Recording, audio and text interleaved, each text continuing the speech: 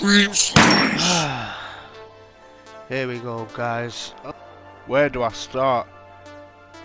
Have I overlooked one of the best builds so far? I feel like I've just totally neglected it. And yeah, you guessed it, it is Heart of the Inmost Light. It clearly is a people's choice. Seems to go with Void 3.0 like peanut butter and jam, you know what I mean?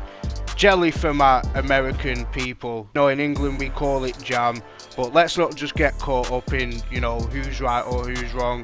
It's the same thing. It goes together nicely with peanut butter. You lick your fingers, you get what I'm saying.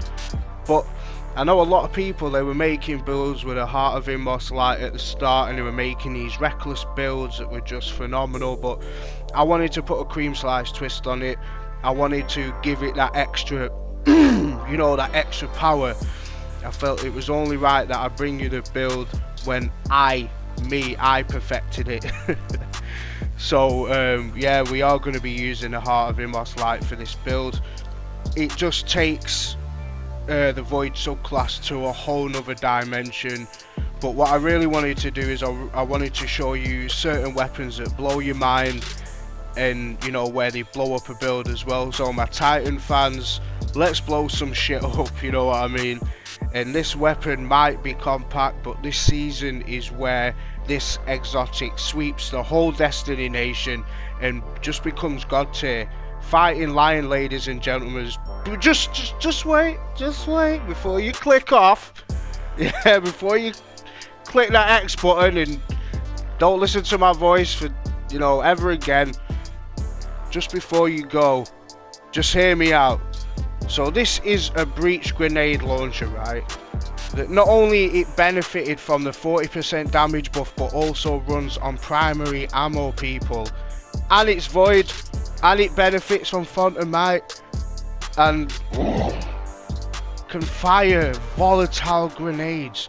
Just that alone is enough for you to reconsider you getting the Fighting Lion out of your inventory. And I'm going to go over a few perks first, which why I think it, you know, it will shine this season if you are, you know, if you're not already using it. So on a direct hit against solar shields, it does 58% extra damage, and against void shield it does 105% extra damage, right? And it has a crazy reload perk after damaging an enemy, where you get a direct hit and finish him off. Fighting Lion is instantly reloaded. And did I mention it's infinity ammo because it's a primary? Like, you get what I'm saying, you know where I'm going with this.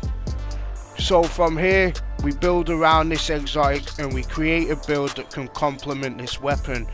We will start at the base of our subclass first. These are the aspects and the fragments. If we're using the Heart of Inmost Light, each time we use an ability, it makes our other abilities stronger. So let's use the shield throw. That way we can get a stronger shield that hits harder. Plus, you know, you get an overshield on a hit. Protect grenade is our choice. Also, this will be even more deadlier with our exotic ability buff. So the first aspect is Bastion. When we use our barricade, we gain an overshield and we can move around the area, getting tagged and all that, you know, nasty shit. But if we go back to the barricade and get behind it, our overshield starts to kick in again, which is, you know, a great perk if you are running harder content. Then we have controlled demo. Hitting a target with a void ability makes them volatile, and killing them makes them explode. And this also gives you health back.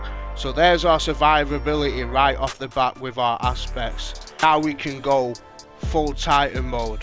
For the fragments, we've got Echo of Starvation for Devour, Echo of Persistence for increased Devour and our overshield, right?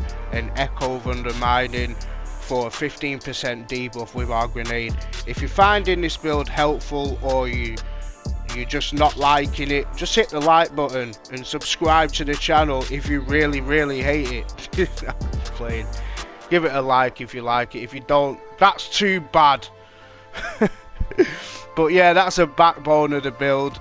and our base. So now we need to add another layer with our mods. So first things first, we want to add some more weight to the fighting lion, and this season has two of the best artifact mods to increase its potential: Font of Might and Volatile Flow. Font of Might gives you a 25% damage buff for 10 seconds, and Volatile Flow gives you void explosive rounds to your fighting lion that adds some high velocity and AoE damage. So to activate these, we're going to be needing to create elemental wells. So we have elemental armaments equipped, multi-kills with the fighting lion create elemental wells, and we've also got elemental ordnance, grenade kills create wells.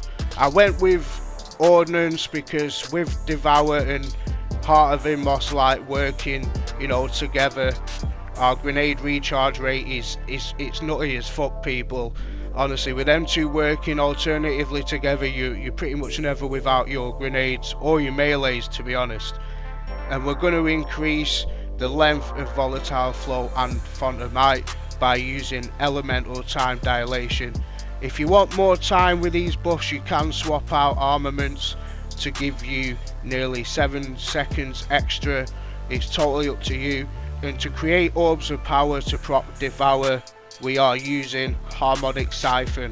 So we create orbs of power with the fighting lion or avoid heavy, or if you've got an osmosis kinetic, you can create orbs of power after you throw a grenade and you turn your osmosis into a void elemental weapon. This just makes this build come together so nicely. Like, I've got to say, like, it's just like a mix of like brute force, explosions from my, you know, if you're an aggressive kick your fucking front door off the hinges kind of play style, all that good stuff.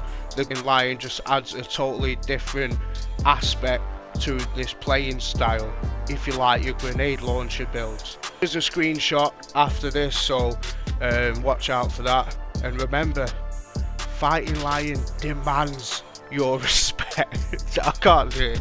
Just go try the fighting lion out. Okay, right, peace.